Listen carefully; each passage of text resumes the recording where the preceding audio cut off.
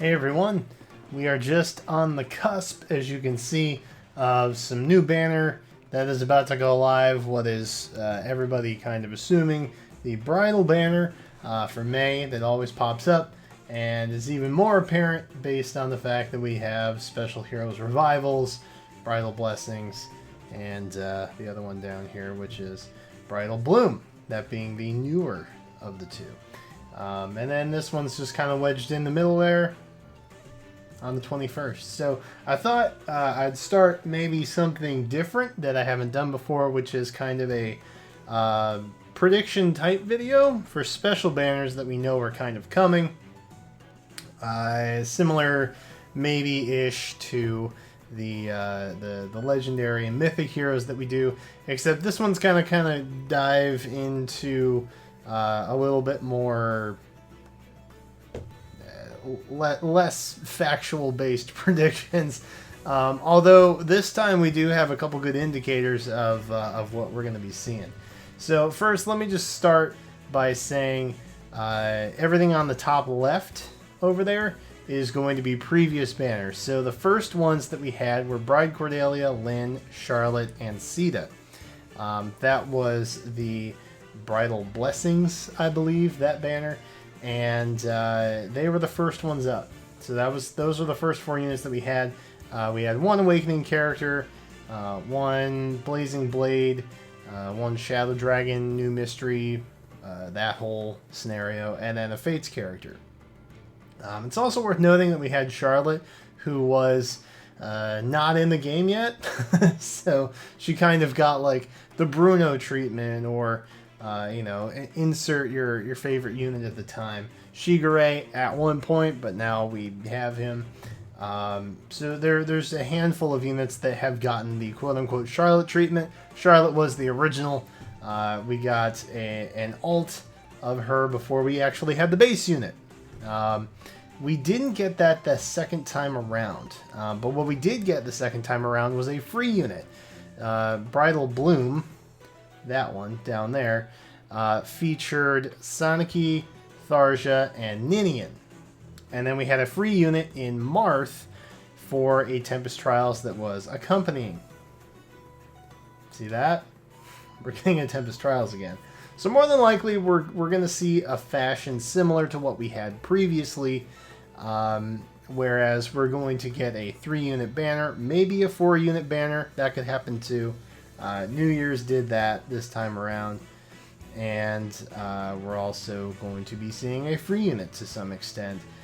So we've got some good indications as to who that might be. Now, before I get into who I think is going to be on the banner, let me go through my wish list.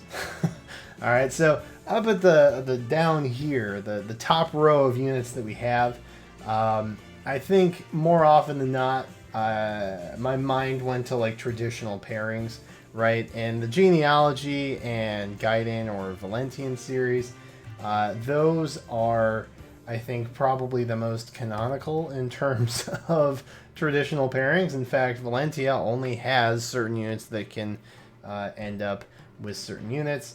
I assume Genealogy is very similar, but I have very limited experience with those games, so I'm just going to assume that they work similarly.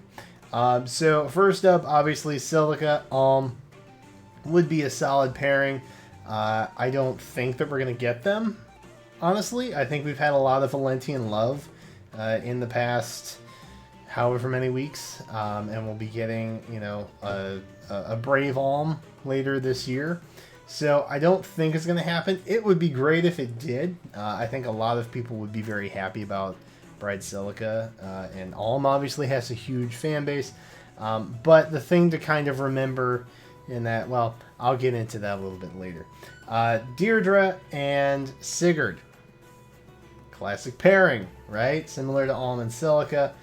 They're both already in the game, so we wouldn't really have to worry about the Charlotte treatment. Then we have Tatiana and Zeke, which I will use his name as Zeke for the purpose of this video, because I don't know how spoiler culture works anymore. Anyway, this would be a situation where we would kind of get the Charlotte treatment. But if you've played Valentia, then you know these two do kind of like end up together. They are a traditional pairing. I really grew to like Tatiana, so she kind of hit my my radar this time around for bridal. And I think she'd look elegant, honestly. Same with Zeke. I think he's got kind of that figure that would do well in a tuxedo. Down below, we've got Lucina, Mia, Lind, May, Matilda, Renea. We'll touch on her. And Elwood. So, Lucina makes a lot of sense to me.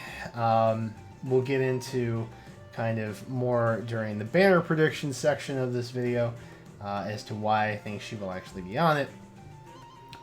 But Lucina actually has a DLC alt that is in Fire Emblem Warriors, where she actually is bridal. Mia, I think Mia in a wedding dress would be hilarious. I don't know. I feel like putting her in that type of situation could just lead to a lot of good voice lines. Semi-similar to like some of the characters that we've had in the spring banners, right? With the rabbit ears. I feel like those type of unnatural situations for the units is kind of funny. Lind is a favorite of mine, and so is May, honestly. And I didn't put Bowie on here just because I wanted to kind of keep it more offset to the women, because I don't think we're going to see two grooms, so I wanted the female units to kind of outnumber the male units. And honestly, I'm not that invested in Bowie as a character, but I think he's cool, and I will get into something else a little bit later. But May, Lind, would be very thrilled if they showed up. Lind doesn't necessarily have a traditional pairing, but of course May does. Matilda, again, similar situation with what's his name? Do we even remember his name? I don't know. But she, I think, would make a good choice as well. Renea, we just had Fallen Berkut. How perfect would it be to get Bride Renea right now? The timing would be amazing. But again, we have had a lot of Valentian love recently, so I don't know if that is a realistic hope. But it is a hope, and thus why it is on my wish list. And then we have Elwood, because I love my boy Elwood. He's dope. But there's a reason why I put him on here, specifically similar to Lucina and May and Deirdre. So, what I'm thinking, hear me out. I don't know that this is going to be verbatim who we're going to see on the banner, but my prediction is Deirdre, May, Lucina, and Elwood. So here's what I'm thinking. If you look at the first banner, we had just 4 female units, and then we had a 3 female banner with a male free unit. Now the thing that's interesting is in the first banner we had 3 units who didn't really have a canonical pairing, and then Sita, who was traditionally paired with Marth. What's interesting about that is in Fire Emblem Warriors, I mentioned that earlier with Lucina, Sita actually has a bride gown alt costume in that game. Lo and behold, a year later, we get the new banner. We have Marth, who is traditionally paired with Sita, and he also has a groom outfit DLC piece in Fire Emblem Warriors as well. Flash forward to the present. You know, we have a banner just kind of waiting. And so the first bit that I will say, I think we're going to see Elwood as a free unit, if not on the actual banner. Any of these could be free units technically. And again, we could see a 4-unit banner with a free unit. That could very well happen too. But if you look at last year's banner, We had the free unit who got paired with a previous unit from the year prior. And then 3 units, which Saniki. That whole situation's still super weird for me. Tharja, who, you know, doesn't really... She, of course, fawns after Robin, but, you know, not really the pairing traditionally, I would think. And then Ninian, who does, I think, widely accepted, have the foundation that she ends up with Elwood. And so I think in my mind, I'm kind of picturing like next year's banner will be informed by the previous to an extent, similar to the way that Bride Sita helped inform Groom Marth the year next. So that said, it may have just been like a DLC alt thing from Warriors that they were kind of like just looking at. It wouldn't be the first time. We saw a similar thing happen with the Summer banner with Camilla. Basically the same outfit, the same alt, took from Fate's DLC and put onto Camilla. It might just be a case of DLC from other games making its way into Heroes, because Heroes is like a culmination of all Fire Emblem games. Except Tokyo Mirage Sessions. We haven't seen anything from that yet. So it could just be that. I personally think that's the point of it. I think we're gonna see the current year inform the next with a more canonical pairing, which leads me into either Deirdre or May. Either of these two have, I think, a pretty set pairing that we've seen. If I'm leaning towards one being in over the other, I'm definitely going Deirdre. I think Genealogy is probably due for a little bit of banner love. We haven't seen a whole lot of Genealogy, or Thracia for that matter, in a long time.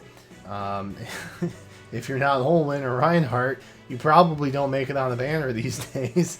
So, you know, for what that's worth, I think we might be seeing Deirdre. And to an extent, next year, if that's the case, we might be seeing Groom Sigurd. That could be happening as well. Similar, May. Valentian has had a lot of love. I don't necessarily think we're going to see it, but again, this is probably my most wished for bridal unit.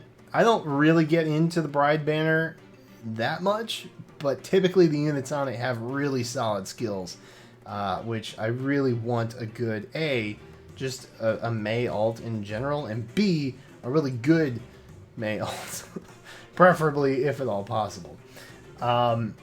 So I don't know. I'm hoping that we see either Deirdre or May. As much as I would rather it be May, I also think Deirdre could be a thing. And then also, let's not forget, we're seeing it's not tapping. There we go. Will you it's not tapping. We have the Leaf and Nana Bound Hero battle, like way short after the banner goes live. So that might be something to consider too. I don't know if they're throwing back to Thracia Genealogy. I don't know. It might be. But that is something to consider. And then finally, Lucina. I said it before with the DLC costumes for Sita and Marth. Lucina also had a Bride DLC outfit, and we have not seen that in game yet. I think Lucina is a very popular choice. I think if you haven't picked up on the pattern, typically with special banners, outside of new ones that typically tend to be just Fates or Awakening characters, what they're doing with more established special banners now is they're kind of halving it, right? So we're seeing some either like a half and half, where we have half units from a different game and then half units from either a Fates or Awakening game. And I think that's kind of a way of merging some of the longtime players of Fire Emblem with some of the the newer, fresh faces in the Fire Emblem world. Because Awakening and Fates tend to have been the more better selling games that we saw Fire Emblem come out with. And so I think by doing that, and I'm a big fan of this process, if in fact that's what they're trying to do here, I like the kind of blending the old with the new and kind of giving halvesies banners where they split the games represented within the banner. Because I'd rather have a banner with 2 characters from a game that I really like versus alongside 2 characters from a game I'm not necessarily as familiar with, compared to just one banner with 1 game representation. Because I feel like that doesn't serve the needs of the entire player base. And it's a much safer bet, too, honestly. So I think more than likely we're going to at least see 1 Awakening or Fates character, and then probably 2 or 3 different games represented in the banner as well. Lucina, honestly, is that pick for me. I don't necessarily see anybody from Fates on this banner. I think they're going to kind of play that close to the vest. But I think more than likely we'll see the Lucina alt take flight here. She could be the free unit too. I don't know. That's not the smart man's bet, but it is a possibility. So that's who I think we're likely going to see. Deirdre, May, Lucina, and then Ellawood as a free Tempest Trials reward, which honestly would make Ellawood a second free Tempest Trials reward. Because we had him as a Valentine's reward 2 years back. Anyway, that's kind of what I'm thinking. That's where my head's at. We only have a couple days until we get the teaser, I would think. So that's pretty exciting.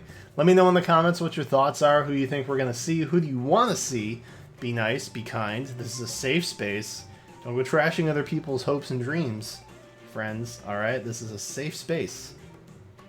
Safe space.